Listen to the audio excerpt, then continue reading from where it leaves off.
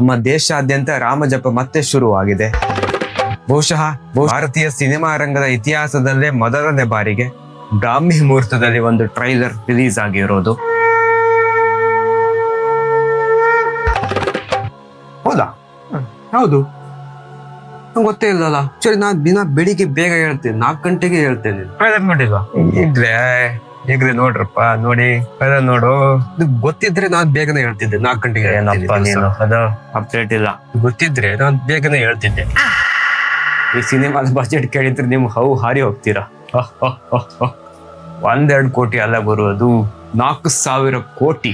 4,000 ಕೋಟಿ ಅಷ್ಟೊಂದೆಂತಕ್ಕೆ? 4,000 ಕೋಟಿಯ ನಮ್ಗೆ ಕೊಟ್ಟಿದ್ರೆ, ನಮ್ಗೆ ಈ ಪ್ರಾಜೆಕ್ಟ್ ಕೊಟ್ಟಿದ್ರೆ 4 ಕೋಟಿಯೇ ಮುಗಿಸ್ತಿತ್ತಲ್ಲ. ಅಷ್ಟೊಂದೆಂತಕ್ಕೆ? ರಾಮಾಯಣ, ನಮ್ದು ಒಂದು ಪ್ರೊಡಕ್ಷನ್ ಹೌಸ್ ಇದೆ. ರಾಮಾಯಣ ಮಹಾಕಾವ್ಯ ಒಂದೇ ಸಿನಿಮಾದಲ್ಲಿ ಮುಗಿಸೋದು ಕಷ್ಟ ಅಂತ 2 ಭಾಗಗಳಾಗಿ ವಿಂಗಡಣೆ ಆಗಿದೆ. ಪಾರ್ಟ್ 1 2026 ದೀಪಾವಳಿಗೆ ರಿಲೀಸ್ ಆದ್ರೆ, ಪಾರ್ಟ್ 2 2027 ದೀಪಾವಳಿಗೆ ರಿಲೀಸ್ ಆಗುತ್ತಂತೆ. Oscar winning VFX studio DNEG ಅವರ ಸಹಭಾಗಿತ್ವದಲ್ಲಿ ಅವರು ಕೂಡ ಇದು ವರ್ಕ್ ಮಾಡ್ತಾ ಇದ್ದಾರೆ.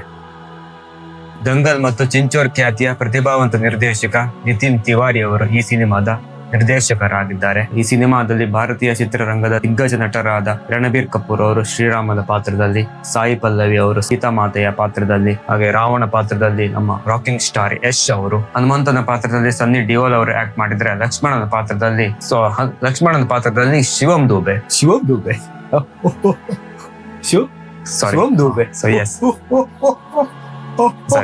ರವಿ ದುಬೆ ಅವರು ಆಕ್ಟ್ ಮಾಡ್ತಾರೆ. ಲಕ್ಷ್ಮಣ ಪಾತ್ರ ರವಿ ದುಬೆ, ಕ್ರಿಕೆಟರ್.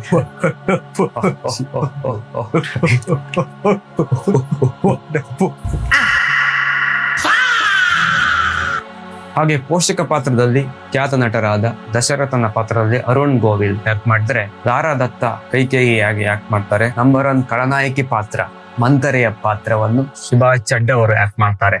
ಕಾಜಲ್ ಅಗರ್ವಾಲ್ ಅವರು ಮಂಡೋದರಿಯಾಗಿ ಆಕ್ಟ್ ಮಾಡ್ತಾ ಇದ್ದಾರೆ. ಅಮಿತ್ ಮಲ್ಹೋತ್ರ ನಿರ್ಮಾಣದಲ್ಲಿ ಮೂಡಿ ಬರುತ್ತಿರುವ ಈ ಚಿತ್ರವು ಭಾರತದ ಸಿನಿಮಾಗಳಲ್ಲೇ ಅತ್ಯಂತ ವೆಚ್ಚದಾಯಕ ಸಿನಿಮಾವಾಗಿದೆ. 4,000 ಕೋಟಿ ಅಂದಾಜು ವೆಚ್ಚದಲ್ಲಿ ಇದು ನಿರ್ಮಾಣವಾಗ್ತಾ ಇದೆ. ಅಷ್ಟೊಂದೇನಕ್ಕೆ ಏನ್ ಗುರು, ಇವ್ರ ಹತ್ರ ಕೊಟ್ಟಿದ್ರೆ 4 ಕೋಟಿಯಲ್ಲೇ ಮುಗಿಸ್ತಾ ಇದ್ರು.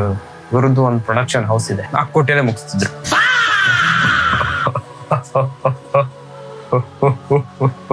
ಹಾಗೆ ಸಂಗೀತ ವಲಯದಲ್ಲಿ ಬಹುದೊಡ್ಡ ದಂಡೆ ಇದೆ. ಆಸ್ಕರ್ ವಿಜೇತ AR ರೆಹಮಾನ್ ಅವರು ಮತ್ತು ಹಾಲಿವುಡ್ನ ಖ್ಯಾತ ಸಂಗೀತಗಾರ ಹ್ಯಾನ್ಸ್ ಜಿಮ್ಮರ್ ಅವರ ಸಂಯೋಜನೆ ಈ ಚಿತ್ರಕ್ಕಿದೆ. ಈ ಮಹಾಕಾವ್ಯದ ತೂಕ ಹೆಚ್ಚಿಸಲು ಬಾಲಿವುಡ್ ನಟ ಅಮಿತಾಬ್ ಬಚ್ಚನ್ ಅವರ ವಾಯ್ಸ್ ಓವರ್ ಇದೆ ಅಂತ ವರದಿಯಾಗಿದೆ.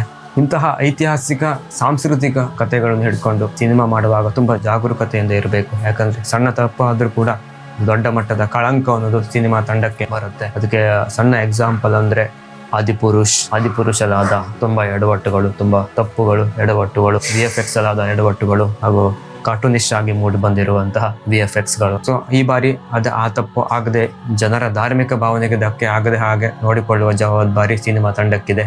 ಆದ್ದರಿಂದ ಮೂಲ ರಾಮಾಯಣಕ್ಕೆ ಚ್ಯುತಿ ಬಾರದಂತೆ, ಜನರ ಧಾರ್ಮಿಕ ಭಾವನೆಗೆ ಧಕ್ಕೆ ಬಾರದಂತೆ ಹಿತೇಶ್ ತಿವಾರಿ ಹಾಗೂ ಬರಹಗಾರರ ತಂಡ ಈ ಕಥೆಯ ಮೇಲೆ ಬಹಳ ಆಳವಾದ ಸಂಶೋಧನೆ ಮಾಡಿ ಈ ಚಿತ್ರಕಥೆಯನ್ನು ಸಿದ್ಧಪಡಿಸಿದ್ದಾರೆ. ಹಾಗೆ ಸೆನ್ಸರ್ ತಂಡದಿಂದ ಕೂಡ ಯು ಸಿಗ್ನಲ್ ಸಿಕ್ಕಿದೆ, ಅಂದರೆ ಎಲ್ಲ ವಯೋಮಾನದ ಜನರು ಕೂಡ ನೋಡಬಹುದು ಎಂಬ ಗ್ರೀನ್ ಸಿಗ್ನಲ್ ಸಿಕ್ಕಿದೆ.